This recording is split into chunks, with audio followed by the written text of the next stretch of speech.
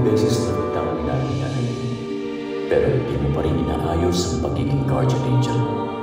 Trabaho mong magbantay at kumabay sa kanila. Kaya nga, guardian angel, palaging napapahamak ang mga pinababantayan mo sa iyo. Yung isa, muntik nang atakihin sa puso dahil hinayaan mong mahalin niya ang maling tao para sa kanya. Wait! Nag-warning ako. Puro red flags kasi yung boyfriend niya. Pero dapat lang yun para matuto siya. Ang problema kasi sa mga tao, masyadong emosyonal. Iyak ng iyak, marupok, inuuna ang damdamin. Dahil tao sila, may puso sila, kailangan mo silang intindihin. Empathy, yan ang wala ka. Nakapag-desisyon na. Kailangan mo makaramdam ng empathy para mas magampanan mo ng tama ang pagiging guardian angel mo. Huh? Babawiin ko muna ang pakpak mo at pabababain kita sa lupa para maging tao. At kapag natuto ka na at nakaramdam ng malasakit sa kapwa mo, kusang babalik ang iyong mga pakpak at matik na yan, makakaakyat ka muli dito. Papa G, wait!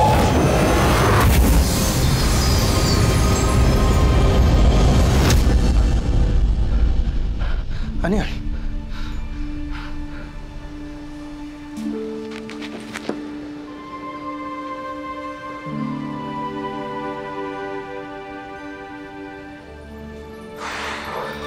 Tintip ko lang ata yun.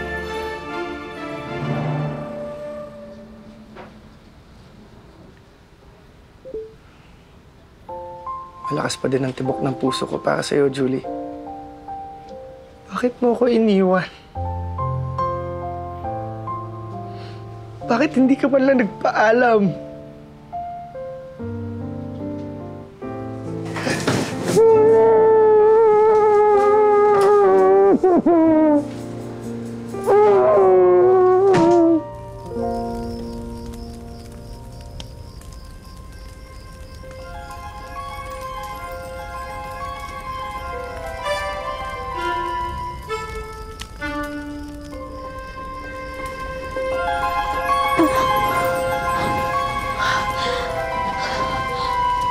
Papa G, ang sakit nun.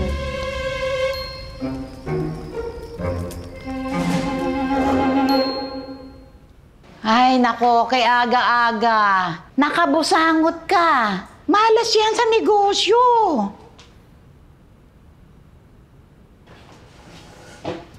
Nag-reply na ba? Apo, baka dapat mag-move on ka na. 3 months na eh. Wala na yan. Baka busy lang, La. Ay, nag-aalala na ako sa'yo, Apo. Baka magkasakit ka niyan. Napatunayan mo na mahal mo siya. Ilang beses na. Pero kung siya mismo ang sumusuko, aba, Apo, tama na. Tanggapin mo na hindi na babalik si Julie. La. Dahan-dahan lang, Apo.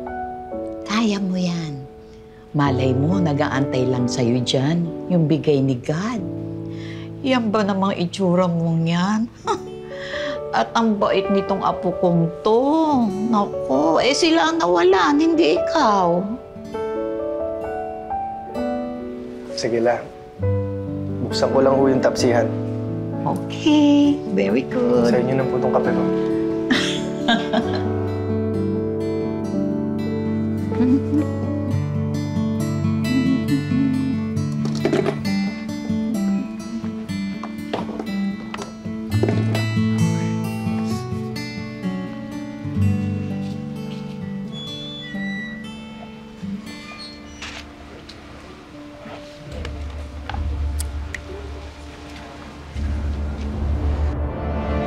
May patay! Lola!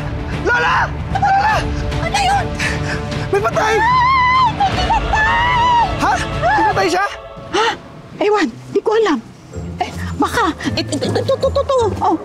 Oh, sige po, i-check mo. No? Baka may hinga pa yan. Ah!